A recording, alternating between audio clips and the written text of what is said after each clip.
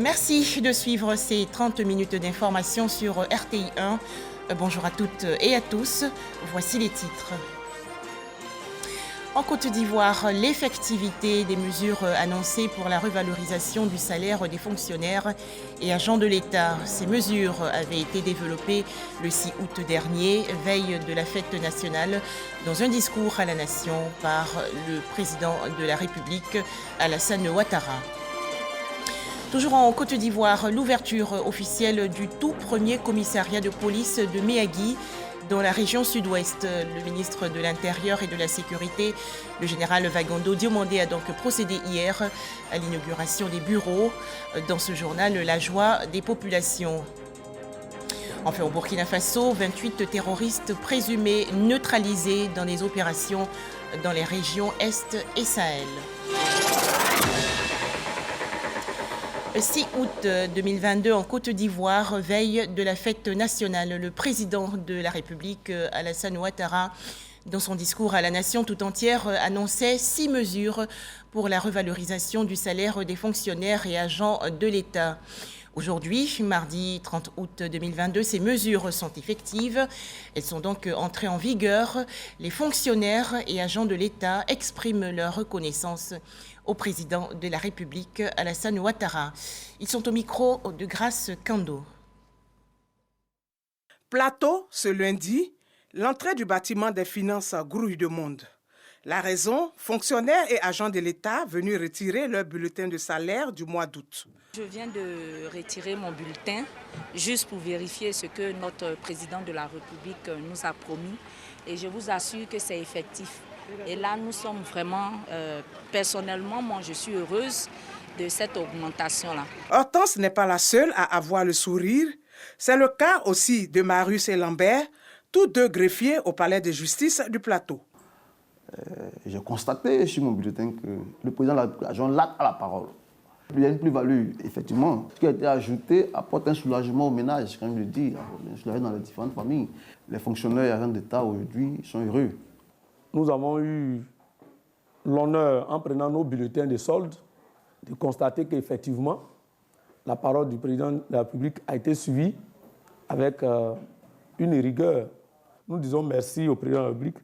Il démontre qu'il est plus facile de gouverner en respectant sa parole et en étant à l'écoute de ses administrés, des fonctionnaires que nous sommes. Une joie qui se répand chez tous les fonctionnaires. Ici, à la direction des ressources humaines du ministère des Ressources animales et halieutiques, souffle aussi un vent de satisfaction de la mise en œuvre effective des mesures prises par le chef de l'État. Les messages des différentes banques sont arrivés. Les messages ont confirmé effectivement les dits du président de la République. C'était vraiment pas un leurre, c'était véritablement une vérité. On l'a tous constaté. Alors c'est une satisfaction que nous éprouvons. En tout cas, on savait que des choses allaient être faites, mais jusqu'en fin août, vraiment, on n'y croyait vraiment pas. On pensait que le président a dit, le président a fait. J'ai été moi-même à la solde. J'ai même tiré mon bulletin de solde du mois d'août et celui du mois de juillet. Je faisais partie de ces 1/3 de fonctionnaires qui ne bénéficiaient pas de ces indemnités contributives au logement. Et c'est pourquoi je dis que nous sommes les heureux gagnants de cette décision, de l'effort, de l'acte généreux de son Excellence, Monsieur le Président de la République de Côte d'Ivoire. Et donc, c'est pourquoi ce matin, vous voyez qu'il y a un sourire qui brille sur nos visages. Tous les secteurs de l'administration publique vibrent au rythme de ces bonifications salariales. Au CHU de Cocody, le personnel de santé affiche une mine des grands jours. Vous remarquez le large sourire sur le visage, ça veut dire que les choses sont effectives. Vraiment, c'est une bouffée d'oxygène. Je voulais profiter pour véritablement sensibiliser mes collègues, ceux du secteur santé. Nous constatons que le gouvernement se soucie de notre bien-être. Et nous, en retour, nous devons aussi faire notre part pour que les patients, que nous puissions vraiment bien les prendre en charge. Des mesures rendues applicables grâce au ministère du Budget et du Portefeuille de l'État qui a mis tout en œuvre à cet effet. Les équipes ont travaillé d'arrache-pied depuis l'annonce du président de la République. Il s'agissait de paramétrer dans le système de paie ces nouveaux taux d'indemnité, de veiller à ce que ce paiement soit conforme à l'annonce de M. le Président de la République. Et pour ce faire, depuis le 7, les équipes ont travaillé de jour comme de nuit. Il a fallu lancer un premier calcul pour avoir les nouveaux états de salaire. Par la suite, des contrôles manuels ont été effectués. Les populations qui n'avaient pas vu à l'issue de ce premier calcul les résultats ont été corrigés. Ces corrections ont été apportées pour pouvoir respecter la date de fin août. Suite à ces travaux, les virements ont été faits, sont effectifs depuis le vendredi dernier. Selon la direction de la solde, pour ce mois d'août, ce sont plus de 14 milliards de francs CFA qui ont été débloqués en faveur des fonctionnaires et agents de l'État. Un démarrage effectif de la mise en œuvre de ces mesures qui ouvre la voie à toutes les parties prenantes au respect des engagements pris à la signature de la nouvelle trêve sociale. Globalement, ces décisions concernent plus de 250 000 en ce qui concerne les fonctionnaires régis par le statut général et gérés directement par le ministère de la fonction publique. C'est plus de 250 000 personnes. Et à cela, il faut ajouter, conformément donc aux instructions du chef de l'État, les personnes qui sont appelées nos forces de défense et de sécurité, donc les policiers, les militaires, les gendarmes, qui sont également impactés par la mesure. Donc aujourd'hui, globalement, nous sommes à plus de 300 000 personnes, fonctionnaires et agents de l'État, qui ont été effectivement impactés positivement par les mesures qui ont été annoncées par le chef de l'État. Ce qui reste à faire pour les fonctionnaires, en tout cas tous les bénéficiaires donc, de ces mesures, c'est un engagement fort à remettre le service public au centre de leur action, à remettre la qualité du service rendu aux citoyens au centre de l'action.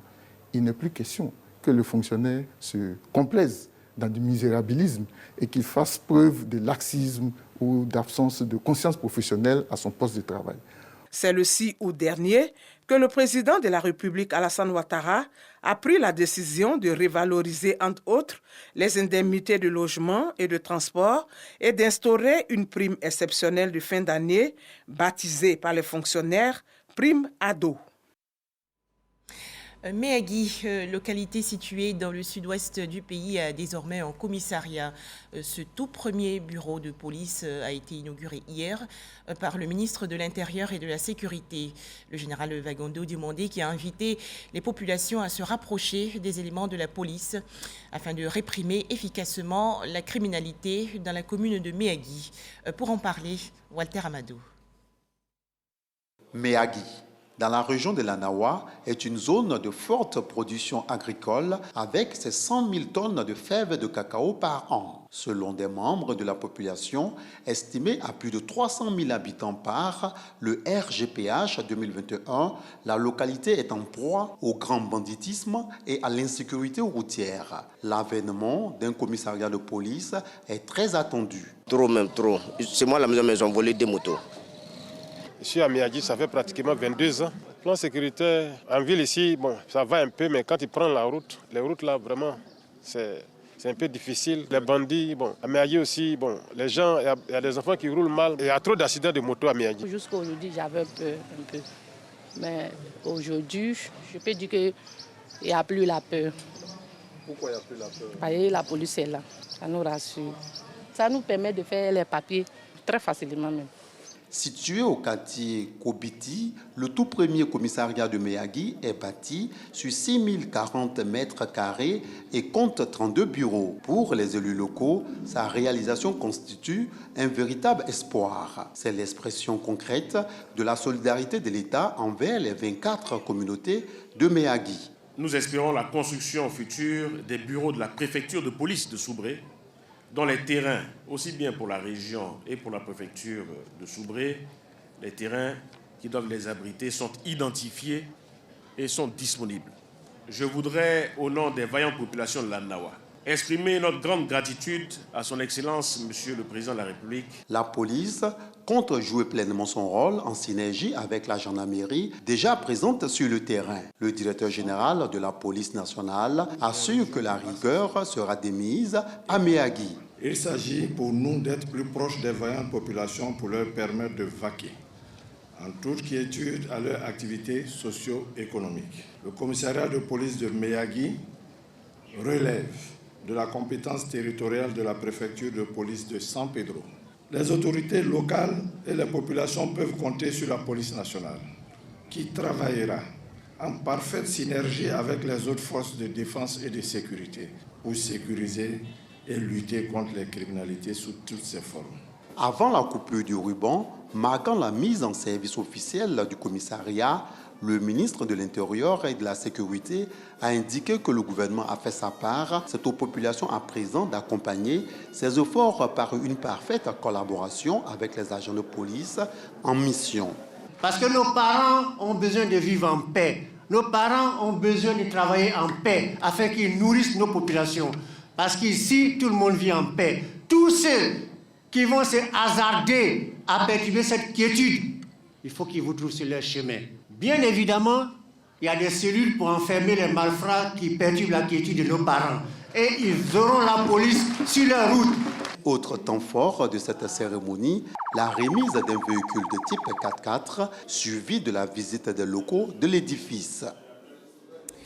Cinématiali, dans la région nord du pays, la chefferie cantonale a un nouveau dirigeant, Siaka Kopala Koulibaly, c'est son nom, a été intronisé il y a quelques jours lors d'une cérémonie. C'était en présence de Gilbert Kone-Kafana, le ministre d'État chargé des relations avec les institutions. Les temps forts de cette célébration avec Ami Sissoko. Cinématiali, place Nyambele, invité de Mac, fils et filles du département de Cinématiali, réunis pour confier la destinée de leur canton à Siaka Kopala Koulibaly. Siaka Kopala Koulibaly est consacré officiellement dans ses fonctions de chef de canton par le ministre de l'Intérieur de la Sécurité Wagondo Diomandé et Issa Koulibaly, chef de canton de Korogo, représentant le président de la Chambre des rois et chef traditionnel de Côte d'Ivoire, Sa Majesté Nana Tanoé Amon Désiré. Par la voix de son porte-parole, le nouveau chef de canton s'engage à être à la hauteur de la tâche.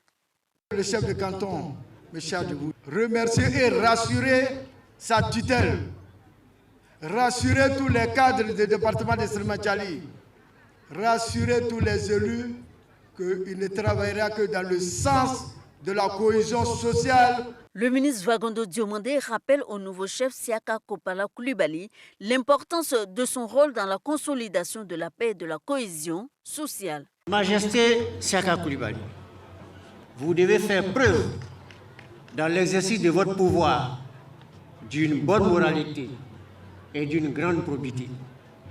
Vous devez être animé au quotidien d'un esprit d'équité et de justice dans les jugements que vous rendrez au cours des conciliations pour maintenir et renforcer la cohésion sociale et la paix. Au nom du patron de la cérémonie, Gilbert Kafanakone, le ministre d'État chargé des relations avec les institutions, le ministre directeur de cabinet du chef de l'État, Fidel Sarasoro, exhorte les populations à l'union sacrée autour de leur chef de canton. L'intronisation d'un chef de canton constitue un événement important dans la vie et la culture sénoufo. Elle nous ramène à nos valeurs et à nos traditions. C'est un moment qui doit également nous interpeller sur ce qui doit nous unir et nous rassembler. Âgé de 90 ans, Siaka Kopala Koulibaly succède à Draman Koulibaly, décédé en 2021. Il est le 12e chef de la chefferie cantonale de Cinématiali. Direction à présent la région est du pays où de vastes chantiers de développement ont été lancés récemment par le gouvernement. Il s'agit de plusieurs axes interurbains et des routes d'accès aux pays frontaliers comme le Ghana et le Burkina Faso. Des travaux entièrement financés par l'État ivoirien à hauteur d'environ 250 milliards de francs CFA. Les détails, Kader Sogodogo de RTI Bouaké. L'axe Agnibile-Kro-Tanda-Bondoukou, 133 km. Des travaux de renforcement sont en cours pour redonner à cette route son lustre d'antan. Ces travaux ont démarré le 31 mars 2021. À un an de sa livraison, tout semble bien se passer avec un état d'avancement physique estimé à ce jour à 78,21%. L'axe va relier deux régions, l'Indénué-Duablin et le Gondougou. C'est le même constat au niveau des travaux de la route Agnibile-Kro-Taki-Kro, frontière du Ghana. 33 km. Une nouvelle route bitumée dont les travaux de construction avancent au rythme souhaité, 55,70%. Ces deux routes sont financées entièrement par l'État de Côte d'Ivoire à hauteur de plus de 61 milliards de francs CFA. Vous aurez le bitumen aussi de la route Koutouba-Nassia, autour de 290 km qui vont être bitumés ici, et pour un montant de plus de 200 milliards. À l'issue de tous ces travaux-là, la zone va être complètement désenclavée. Des travaux appréciés par les populations. Au moment qu'il n'y avait pas de goudron, ici à la frontière, tu peux faire 1 heure de temps. Mais maintenant, 15 minutes, 12 minutes, tu es à la frontière. On voit que l'État, il a travaillé beaucoup. On remercie l'État. Les sous-préfectures et les chefs-lieux des départements traversés par les travaux bénéficient à l'intérieur de leur localité de 3 à 5 km de bitume. Dans la région voisine, le Bunkani, les règles sont les mêmes. La vision du président de la République est de relier tous les chefs-lieux de département par le bitume. Bouna-Doropo, 76 km, le bitume est désormais une réalité pour les populations. Celles de Teini n'y échapperont pas. Les travaux ont été lancés et mieux, le Bunkani sera relié au Tchologo par une route bitumée. Les travaux ont été lancés par le Premier ministre Patrick Hachi. Le Bunkani est également une région frontalière. Porte d'accès au Ghana, les travaux de bitumage démarrent par la construction du pont de 206 mètres sur le Volta Noir. Coût 12 milliards de francs CFA. Côté Burkina Faso, avec la fin des travaux de Doropo, c'est désormais chose faite. Ici aussi, la joie des véritables bénéficiaires que sont les populations ne se fait pas attendre. Avec nos présidents, la route là, ils ont fait, c'est propre, il n'y a rien. Nous, on fait 1 heure de temps, on arrive. Si c'était avant, on fait 4 heures de temps. Si le goudron est là, il y a des boss qui peuvent garer puis venir manger, faire des achats. Ça peut permettre aux femmes du village même à venir vendre au bord, se chercher un peu. Le gouvernement qui est en place là, c'est Dieu qui va les payer. Puisque nous-mêmes là, ils font notre travail propre. Pour la voirie urbaine, Bouna, 20 km 700, Doropo, 4 km et Bouko, 3 km, travaux achevés à Doropo et Bouko. Avec la construction de la nouvelle route Petit-Nassien-Teini, les deux localités recevront du bitume pour la voirie urbaine. Dans le Bunkani, le développement routier devient une réalité. Avant, pour aller dans les villages de la frontière, il était pratiquement impossible. Mais le ministère de l'Équipement est en train d'ouvrir ses voies. Non seulement ça nous met en situation de sécurité. Aujourd'hui, il faut dire que toutes ces infrastructures ont commencé à donner un niveau de vie élevé à nos populations. Ce n'est pas tout pour le Bunkani. La réhabilitation de la route Bondoukou-Bouna va rentrer dans sa phase active dans les mois à venir. Ce sont au total 212 milliards de francs CFA qui ont été mobilisés par l'État de Côte d'Ivoire pour faire de la fluidité routière une réalité dans le Bunkani. Dans toutes les localités, cet espoir d'une Côte d'Ivoire qui est au travail, résolument tournée vers son développement, est le sentiment partagé par les populations. Rappelons que le coronavirus circule toujours, alors faisons-nous vacciner et adoptons les gestes barrières.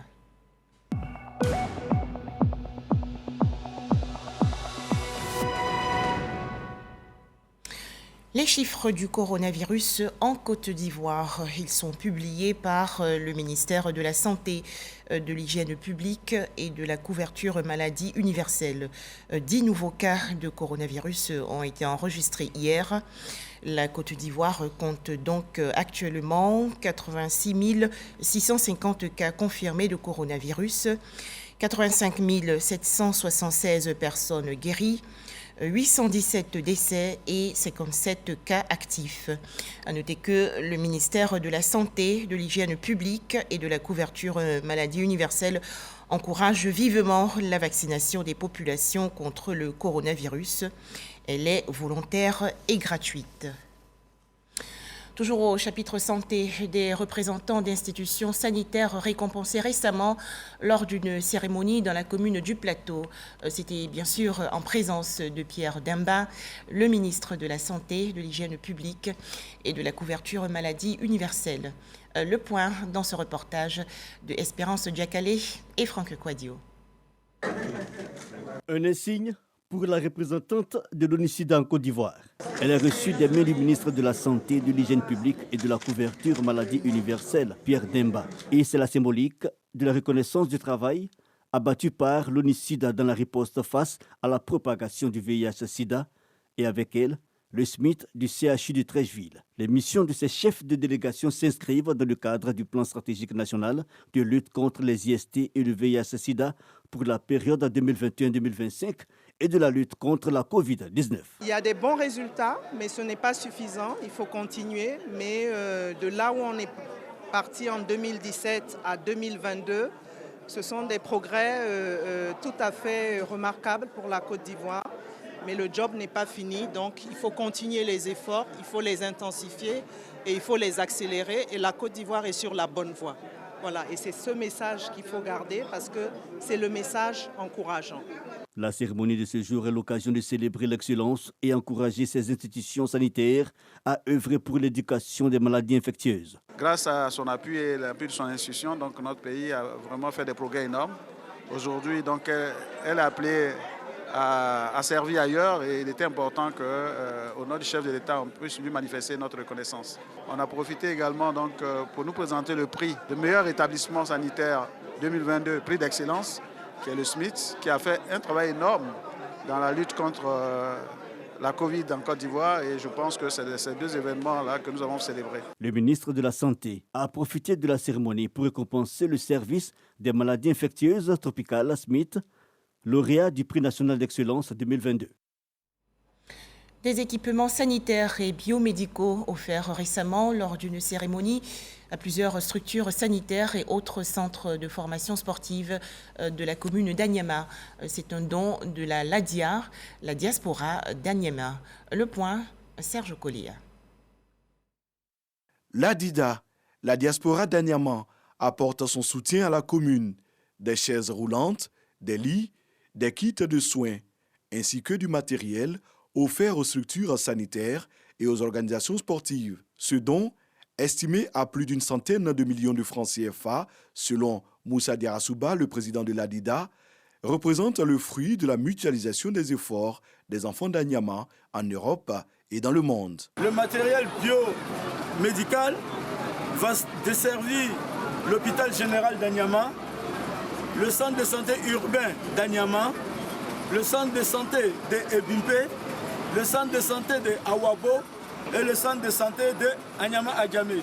Cette cérémonie de remise de dons s'est déroulée en présence de personnalités communales et départementales, notamment le ministre au gouverneur du district du Denguélé et le maire de la commune de Minignan, ainsi que les représentants du chef de l'État. Dans l'actualité nationale également, le lancement de la première cohorte du programme national d'excellence jeunes diplômés employables. La cérémonie s'est déroulée il y a quelques jours dans la commune de Cocody. C'est une initiative du ministère de la promotion de la jeunesse, de l'insertion professionnelle et du service civique. Les explications de Astou Touré. Sur près de 4600 jeunes, ce sont 25 étudiants avec un niveau Master 1 qui participeront à la formation GEDEX pour une employabilité. Le GEDEX est un programme de développement des compétences d'employabilité dédié à 300 jeunes Ivoiriens à la recherche d'emploi.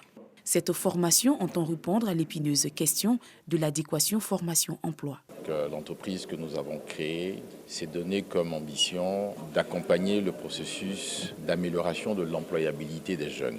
Et nous avons pensé que la meilleure façon de le faire, c'était justement de faire en sorte que nous puissions identifier des jeunes diplômés qui sont confrontés à la problématique de leur acceptabilité en entreprise pour leur donner les outils et les moyens qui vont en faire de vrais talents pour les entreprises. Cette formation est une passerelle pour favoriser l'insertion professionnelle des jeunes et répondre aux besoins du marché. La première des choses que nous attendons, c'est qu'à l'issue de ce programme-là, il y ait une crédibilité par rapport aux jeunes qui sortent, je dirais, des programmes GEDEX, des jeunes assoiffés de réussir, mais assoiffés dans le bon sens. Et que cela permet aux entreprises de continuer à nous soutenir dans l'approche que nous avons mise en place. Pendant 6 mois, ces jeunes talents sélectionnés suite à un processus de recrutement seront formés sur différents modules. Ils piloteront des projets, chacun dans une entreprise partenaire. Donc nous sommes là parce que l'initiative, parce que les objectifs rencontrent véritablement les problématiques de notre entreprise et l'approche qui a été adoptée rencontre véritablement notre approche face à la complexité effectivement de ce sujet. Donc nous sommes là pour l'accompagner.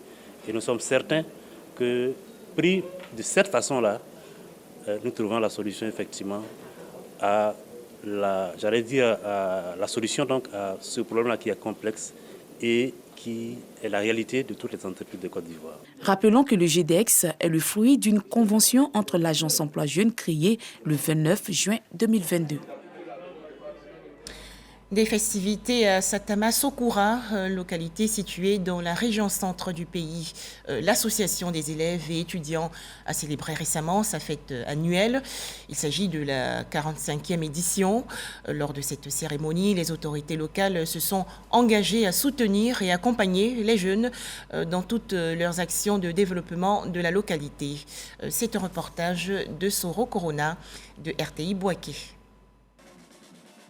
45e édition des activités annuelles de l'Association des élèves et étudiants de Satama Sokura, région du Hambol. Cette année, les membres de cette organisation de jeunesse ont mis au centre de leurs activités le développement de leur terroir commun. L'école façonne l'individu et fait de lui un citoyen exemplaire au service du développement de sa nation. C'est ce qui justifie les thèmes que nous avons choisis cette année, à savoir AES, au service du développement durable de la sous-préfecture de Satama Sokura. J'invite toutes les filles et filles de Satama Sokura à l'union, la solidarité et la fraternité.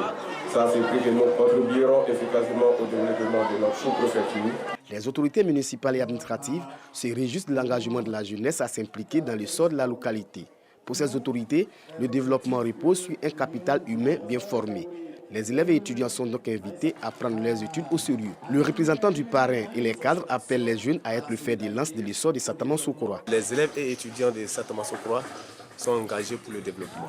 Nous avons constaté à travers les différentes activités qu'ils ont eu à mener durant toutes ces différentes années, et ce sont des activités qui sont concentrées sur les dons dans les hôpitaux, les kits scolaires. C'est un modèle de société qu'ils décident de construire. Nous sommes venus soutenir notre jeunesse dans le dynamisme du développement de notre région, dans le dynamisme du développement de notre village. Une très belle cérémonie. Les écoliers admis à l'entrée en 6e avec des moyennes supérieures à 16 de la sous-préfecture ont vu leurs efforts récompensés. L'association des élèves et étudiants de la sous-préfecture de Satama Sokura a vu le jour en 1977. Quels sont les besoins de la jeunesse de Yakassé à Tobrou, localité située dans la région sud du pays? Cette question était au centre des échanges récemment entre les responsables du Conseil national de la jeunesse et les jeunes de Yakassé à Tobrou. Le point, Ahmed Traoré et Jean Djadji. Les jeunes de Yakassé à Tobrou sont venus des 14 villages du département pour faire le diagnostic de leur quotidien et ressortir leurs besoins réels. Ce, dans l'optique de proposer des solutions qui leur permettront de participer activement au processus de développement économique et socio-culturel de la région de Lamé. Nous avons travaillé pendant 72 heures, pendant 3 jours. Nous avons réfléchi sur 10 thématiques. C'est la santé, l'éducation, la formation, l'emploi, l'entrepreneuriat, l'agriculture, le développement durable, le sport et plusieurs autres thématiques. Une démarche bien appréciée par le ministre Jean-Luc Assi, parrain de ces assises. Il y a beaucoup de violence donc, maintenant dans les différents villages. La jeunesse a commencé à beaucoup s'adonner à l'alcool, à la drogue, etc. Et donc il y a aussi l'oisiveté qui fait qu'il y a la violence qui s'est installée donc, dans pratiquement tous les villages. Et dans les réflexions que nous avons menées, on s'est dit qu'il faut occuper sainement donc, les jeunes. Il était important pour nous de permettre à ces jeunes-là de venir à un atelier. Les jeunes ont saisi cette occasion pour demander aux cadres et élus locaux de s'approprier le livre blanc qui sortira de ces états généraux afin que des solutions soient trouvées à leurs problèmes.